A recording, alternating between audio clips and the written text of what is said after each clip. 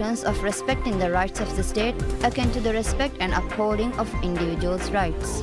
And the fishery minister announces that payments to local fishermen have been processed within 48 hours for the first time.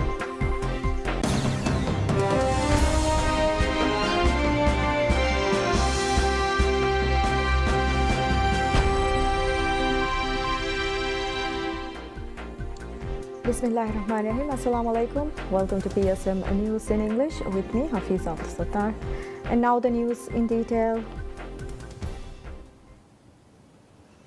President Dr. Mohammad Muiz ratifies the amendments to the Copyrights and Related Rights Act. The Parliament passed the bill during a Parliament sitting held on 2nd December. The amendment aims to clarify the materials eligible for copyright protection and other related rights while also defining circumstances under which copyrighted material can be used. According to the revised law, literary works, technical productions, performances, sound recordings and broadcast will be protected under the law.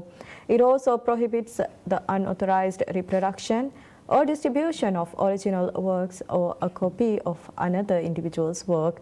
However, the use of such material for educational purposes is exempt from the law. If any party infringes the rights outlined in the law, or if there are reasonable grounds to believe they intend to do so, the copyright owner reserves the right to file a case at a relevant court. They also reserve the right to claim damages and compensation for any harm incurred or ongoing. The compensation for violations, whether with intent or due to negligence, may range from $648 and $6,485 based on the severity of the infringement. Additionally, the amendment also provides for a criminal penalty of between $3,242 and $19,455 in cases where a party acts with intent to damage a copyright protected by law. The amendment also extends the protection period for copyright from 50 years to 70 years.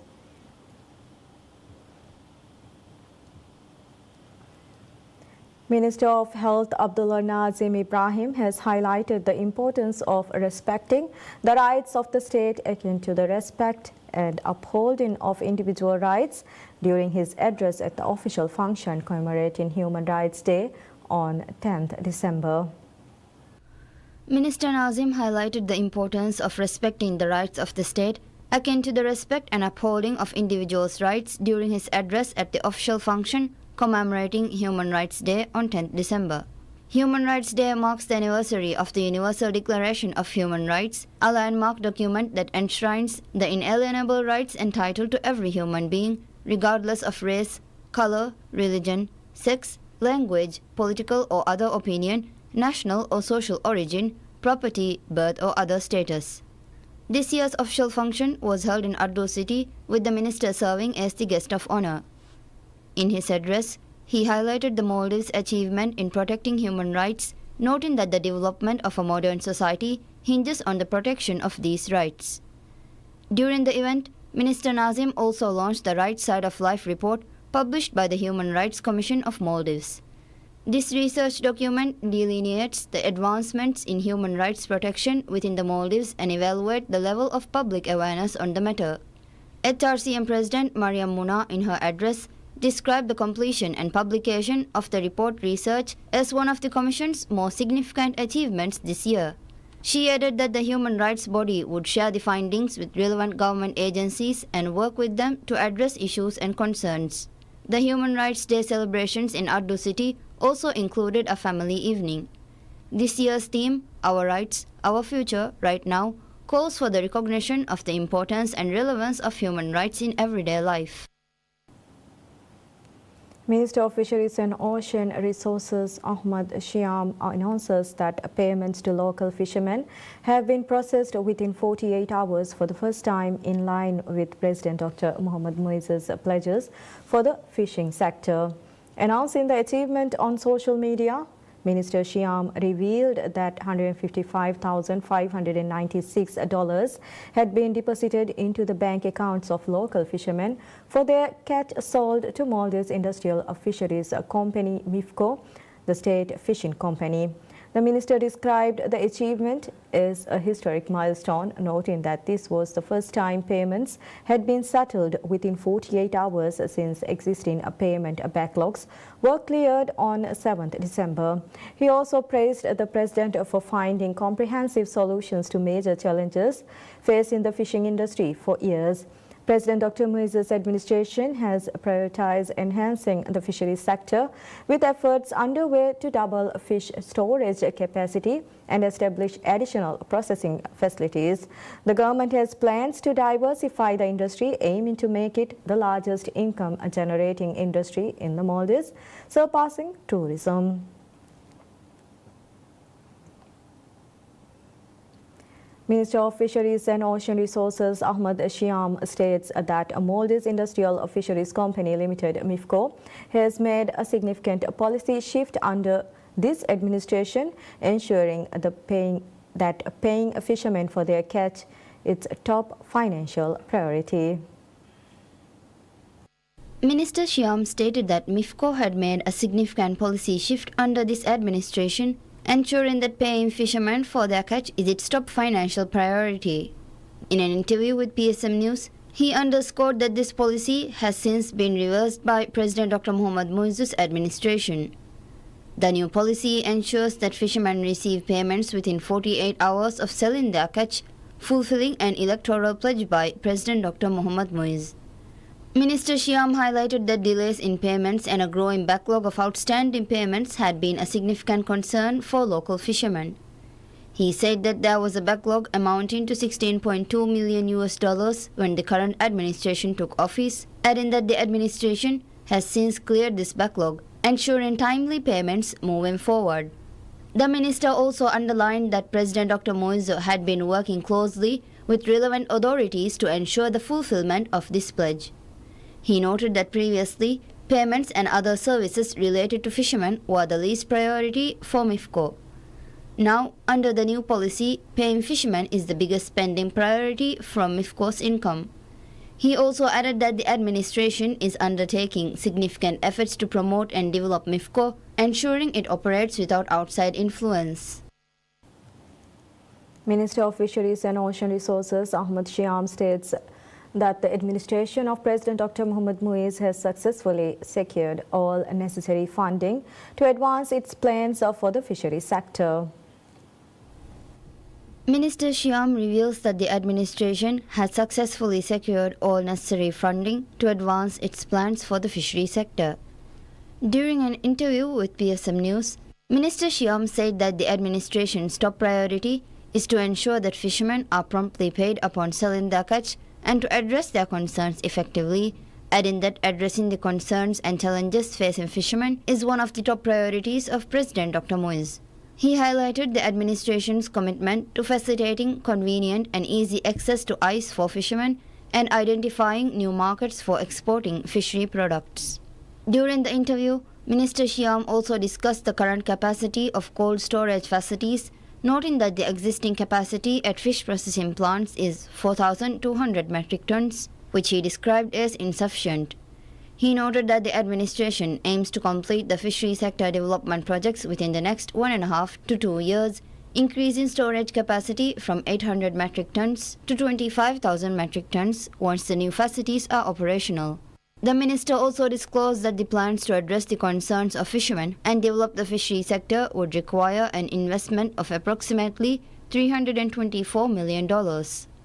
In a move to further support the fishery sector, the government recently opened applications for loans to develop refrigerated seawater systems on fishing vessels and has already issued loans to several parties. Minister Shyam added that the administration remains steadfast in its commitment to ensuring the development and sustainability of the fishery sector. Minister of Climate Change, Environment and Energy, Tariq Ibrahim, stresses on the need for access to reliable and quality data forms to formulate effective policies towards environmental protection. Speaking during the United Nations Convention to Combat The certification UNCCD COP16 in Riyadh, Saudi Arabia. Minister Tariq noted that the Maldives officially joined the group on Earth observations in January this year, adding that great strides have been made to develop a data capacity through leveraging Earth intelligence and other innovative approaches. The minister highlighted the need to establish ways in which the Earth intelligence can be harnessed to address data gaps and to continuously monitor the ecosystems to ensure effective conservation and planning. Minister Tariq also called on the support of partners in this process.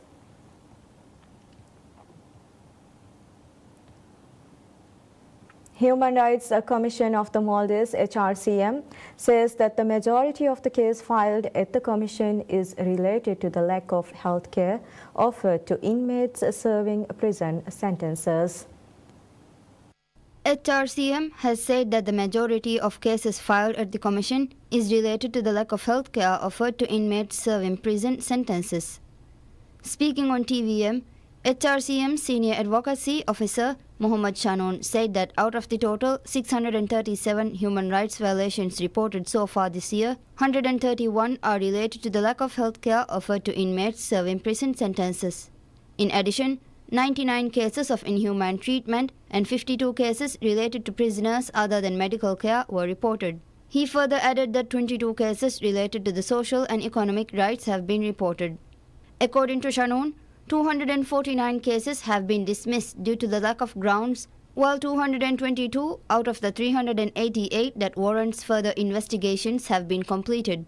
He noted that budgetary constraints remains the greatest obstacle to investigating cases of human rights violations. HRCM Senior Advocacy Officer Fatmat Ahmad said that although raising awareness on human rights remains one of the key objectives, the lack of funds have severely hindered such efforts of the Commission. She said that the Commission gets a very small budget every year and they have to divide that budget into different areas. She highlighted that it is a big responsibility to raise awareness about human rights. Despite the budgetary constraints, the HRCM has been tirelessly working to raise awareness, especially in schools and islands across the Maldives, with the help of grants and other donations. The Human Rights Commission of the Maldives, HRCM, emphasizes that promoting sentiments that encourage violence is against the spirit of the right to freedom of expression.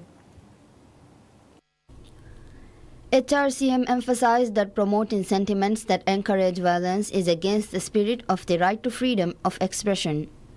The statement follows recent remarks by members of the opposition, Maldivian Democratic Party (MDP), at a party rally, where statements encouraging hatred and violence were expressed and echoed. HRCM asserted that every citizen is assured the right to express their thoughts and ideologies within the tenets of Islam, whether through tongue, pen, or any other means, by Article 27 of the Constitution. The Commission stressed that while the right to freedom of expression is a broadly guaranteed right in the Constitution, it must be exercised responsibly and within limits, while also maintaining respect for the rights of others. It reiterated that expressions inciting hatred and violence and compromise the peace and interests of the society is contradictory to the true essence of the freedom of expression assured by Article 27 of the Constitution. Strongly condemning such actions, the rights watchdog expressed concern and urged political parties and their leaders to refrain from such behavior. HRCM also called on the public to exercise their constitutional right to freedom of expression with respect for human dignity and rights, while refraining from creating unrest or encouraging violence. The Commission urged political parties to avoid harming the reputation or the physical well-being of individuals and to maintain the same standard during party events in the best interest of the public. The HRCM concluded their statement by urging political parties to conduct their activities peacefully within the legal framework. The national airline Maldivian is set to launch direct flights to 4 cities in China. The announcement was made at a ceremony held in Beijing, China, by Minister of Transport and Civil Aviation Mohammad Amin. Speaking at the ceremony, he detailed that the direct flight will connect Welana International Airport, VIA, with 4 major cities, Beijing, Shanghai, Chengdu and Xi'an, using a wide-body Airbus A330-200 aircraft. During the ceremony, a presentation on enhancing tourism, trade and transport between both countries was delivered, including information on the wide-body aircraft to be soon added to Maldivians' fleet. While China remains the top source market for Maldives tourism, the new links are expected to boost the tourism and transport sectors. In addition to domestic flights, Maldivian currently operates international flights to Dhaka, Bangladesh, Trivandrum, India, Cochin and Bangalore in India, and Colombo, Sri Lanka. The airline has plans to expand its coverage to Europe and Africa, with efforts already underway to establish connections, including seeking agents from these destinations.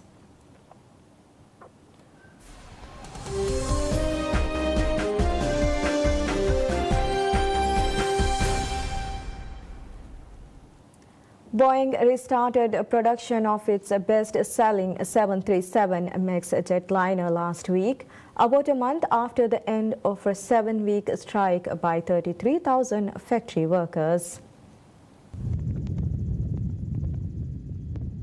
According to 3 sources familiar with the matter, Boeing restarted production of its best-selling 737 MAX jetliner last week, about a month after the end of a 7-week strike by 33,000 factory workers. Getting the 737 MAX production line moving again is essential to the heavily debt-burdened plane makers' recovery, and Boeing has about 4,200 orders for the jetliner from airlines eager to meet growing global demand for air travel. At Spirit Aerosystems in Wichita, Kansas, more than 150 fuselages for the 737 MAX plane have been waiting for transport due to slowed production, some now on trains preparing to travel across the American West to Washington state. One of the sources said that production resumed on Friday. All 3 sources spoke on condition of anonymity because they were not authorized to speak with media. The head of the Federal Aviation Administration, Mike Whitaker, said last Thursday that Boeing had not yet resumed the 737 MAX production but planned to do so later this month. The company's plans to increase the 737 MAX production to a targeted 56 airplanes a month has been stymied by a series of setbacks, including 2 fatal crashes, the COVID-19 pandemic, supply chain problems, production safety concerns, and increased regulatory scrutiny, along with the recent strike. The FAA kept production at 38 737 MAX planes per month in January, after a door panel missing 4 key bolts flew off an Alaska Airlines 737 MAX 9 during a flight that month, exposing serious safety issues at Boeing. Whitaker last week declined to say when he thought the FAA would restore Boeing's ability to produce more than 38 planes per month, but said he would be surprised if it was less than multiple months before the company gets close to the 38 maximum. In a note to clients, Jefferies analysts said that they expect Boeing will produce an average of 29 737 MAX planes per month in 2025.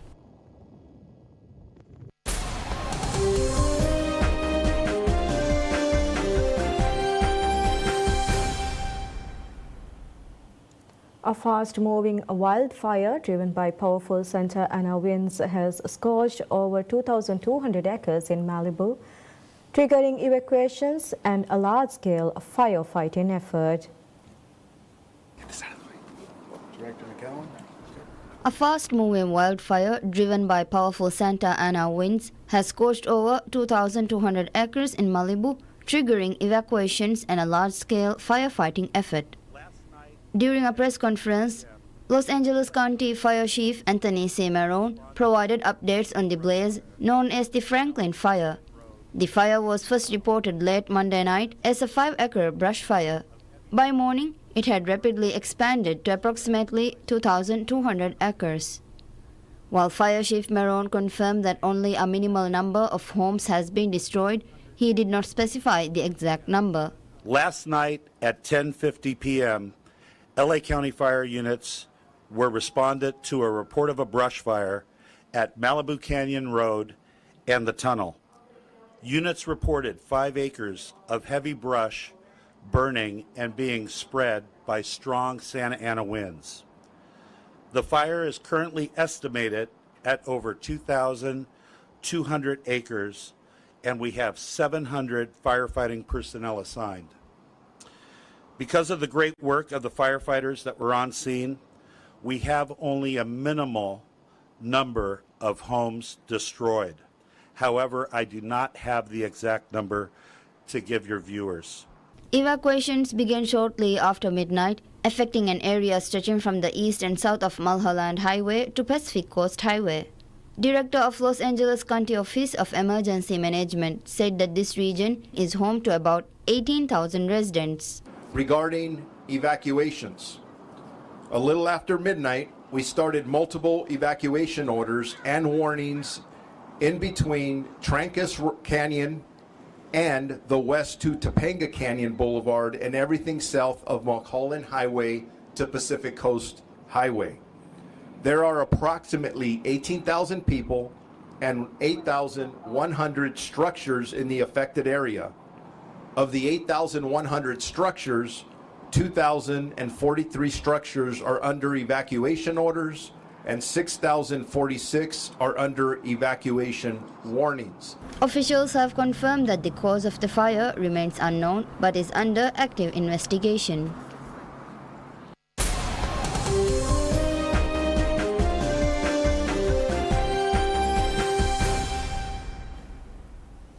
Borussia Dortmund coach Nuri Sahin said that the constantly growing number of matches has become a major burden for players who are also playing for their national teams, and it is adding to a larger number of injuries. Dortmund coach Sahin said that the constantly growing number of matches has become a major burden for players who are also playing for their national teams, noting that it is adding to a larger number of injuries. Dortmund have been hit hard by injuries this season, with some 10 players missing at one stage.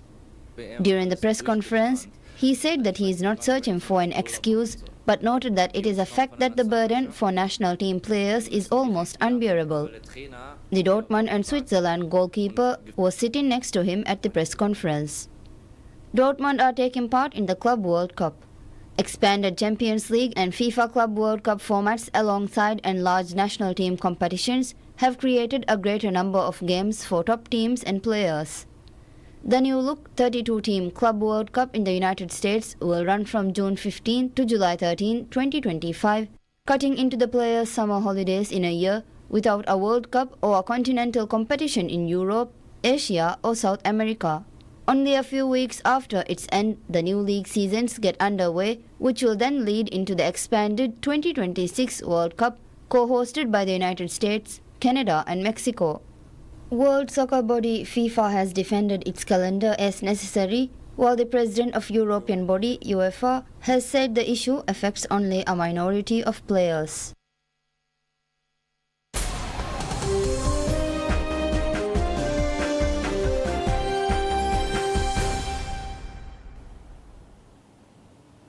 The Birmingham Blade is a wind turbine that was entirely designed by AI for a specific location. Its developers at the University of Birmingham say the turbine is up to 7 times more efficient than a traditional turbine in the wind speeds and the urban environment it's intended for. Diane has more. This wind turbine was designed entirely by artificial intelligence for a specific location. And that's why, according to its developers at the University of Birmingham, it's up to 7 times more efficient than a traditional turbine at low wind speeds in the city it's intended for. So it is tailored to be optimally efficient for the specific city it's going to be operating in. Dr. Kit Windles-Yule is the Director of Innovation at the university's College of Engineering and Physical Science. The really exciting part of it is that every minute detail of the geometry of this wind turbine, every twist, every edge, every bend, every angle has been tuned and tweaked by our EvoPhase AI to be as efficient as possible for the specific wind speeds and specific topography of Birmingham, UK, where we're based. EvoPhase, a university incubator venture, specializes in AI prototyping. The AI was only told that the blades should point upwards. From that point onwards, conventional research and development was abandoned. The software then hones its design from thousands of variations. It was completed in just over a week. Windows Yule said the use of AI saves researchers years and millions of dollars in development. And he added that the energy it generates is enough to power an average European home. This has the potential to be a real green energy revolution. The team is now working on another design for the very different conditions in Edinburgh. They also want to apply AI-driven design to systems and machines in other sectors, such as catering and chemical manufacturing. And that's all we have for this hour. Thank you for watching. Wish you all a very pleasant time ahead.